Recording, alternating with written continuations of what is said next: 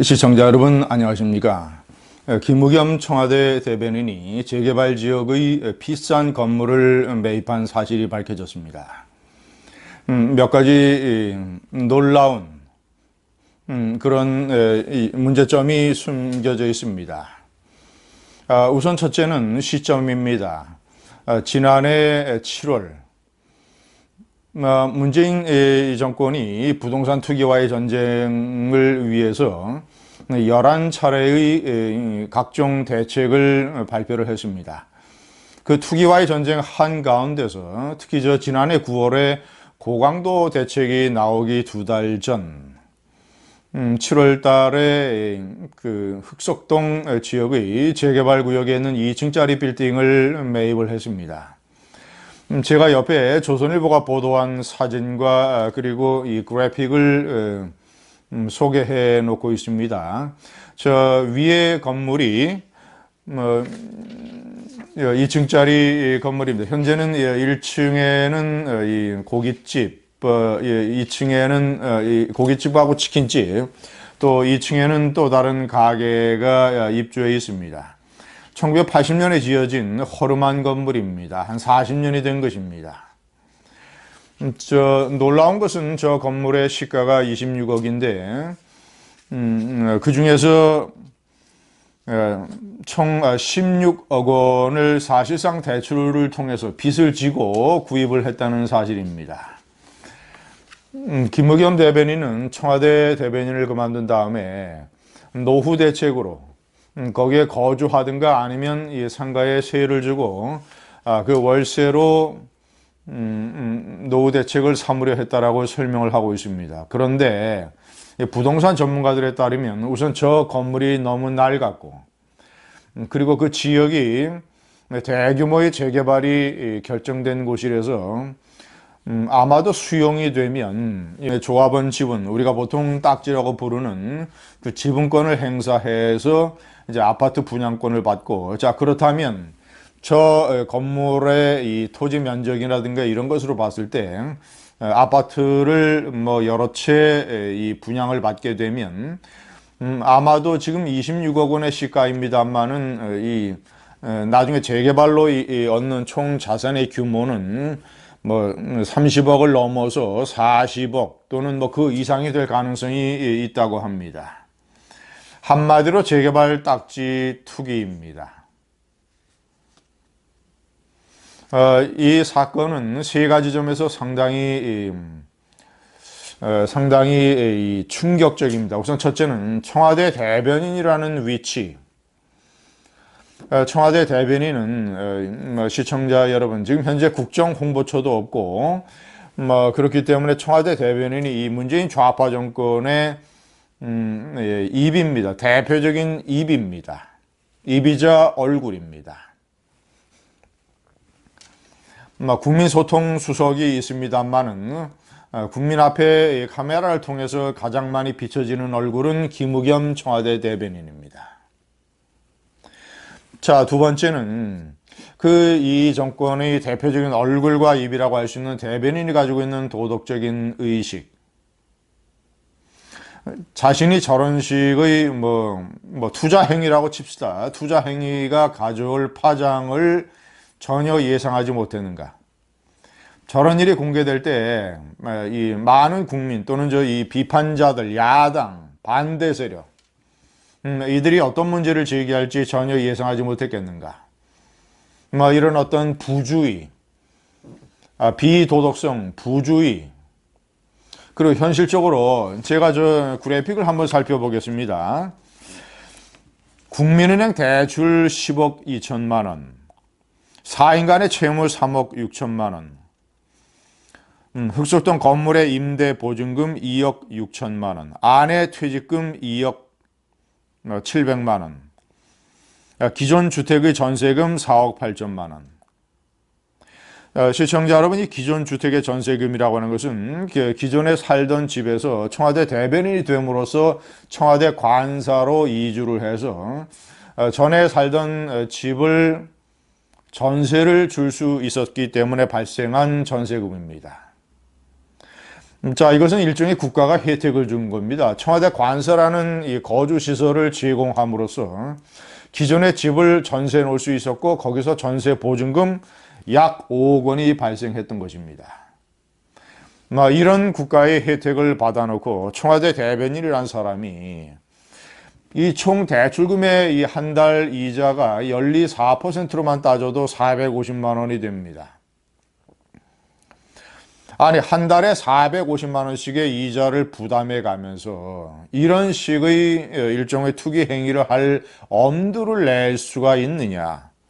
자, 그리고 4인간의 채무가 3억 6천만 원이라는데 과연 청와대 대변인이라는 위치가 아니면 저런 4인간의 돈을 빌려주는 사람이 있겠는가? 3억 6천만 원이나 빌려주는 사람이 있겠는가? 저것은 일종의 청와대 대변인이라는 권력이나 위상을 이용을 해서 얻은 일종의 또 특혜 아니겠는가?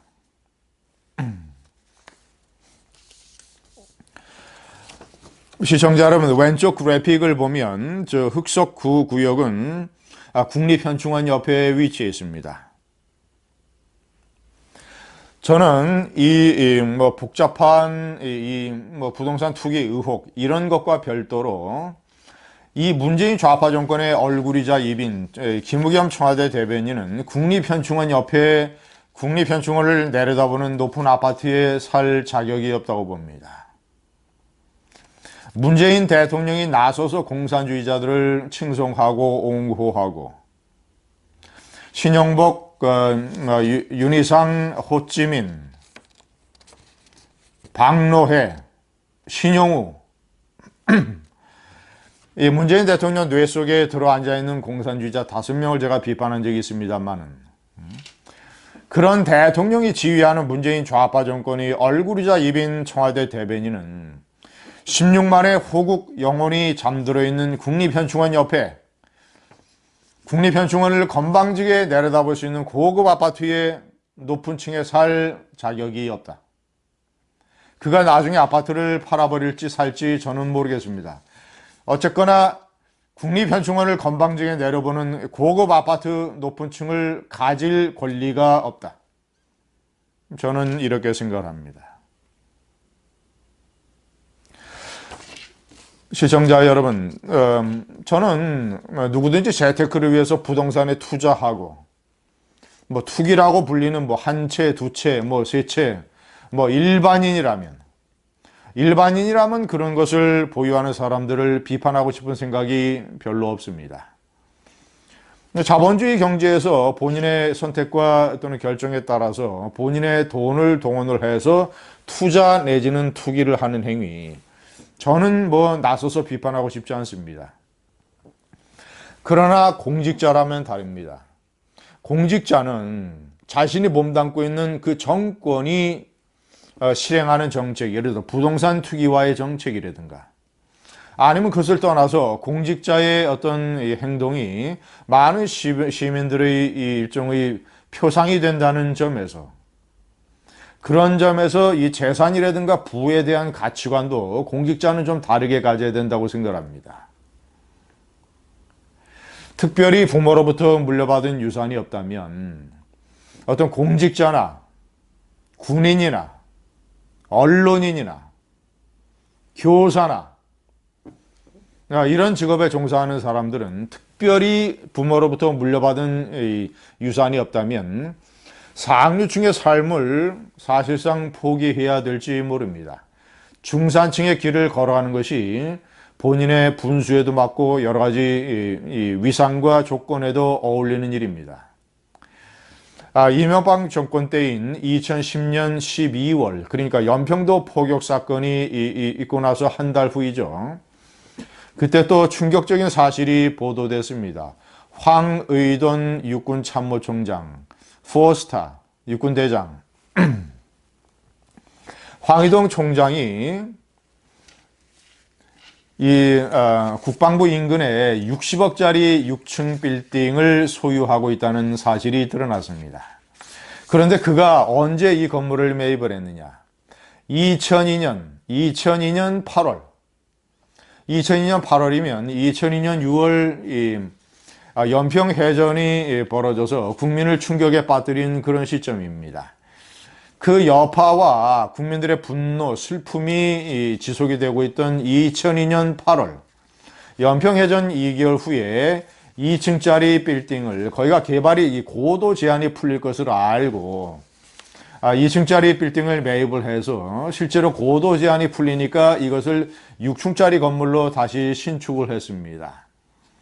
그래서 60억 재산가가 됐습니다. 어떻게 당시 2002년 8월 달에 2층 건물을 매입을 할 때는 황의돈 대장은 당시에는 국방부 대변인이었습니다. 아니 어떻게 서해 교전, 연평해전의 2개월 후에 국방부 대변인이라는 사람이 2층 건물을 그런 식으로 투자 내지는 또 이런 걸 할 수 있느냐라는 비판이 들끓어서 그는 옷을 벗었습니다. 제가 당시에 중앙일보에 칼럼을 쓰면서 이런 귀절을 넣었습니다. 제가 한번 시청자 여러분께 읽어드리겠습니다. 자본주의 사회에선 누구나 합법적인 방법으로 재산을 늘릴 수 있다. 그러나 동시에 한국 사회에는 특별한 유산이 없는 한 상류층의 경제 생활을 포기해야 하는 직업이 있다. 부보다는 다른 가치를 추구하는 것이다. 대표적인 게 직업 군인이다. 특별한 사정이 없는 한 군인의 길은 중산층의 길이다. 이상희, 김태영, 김관진 국방부 장관의 신고 재산은 8억, 7억, 14억 원이다. 청와대 김의겸 대변인에게 이 칼럼을 들려주고 싶습니다. 감사합니다.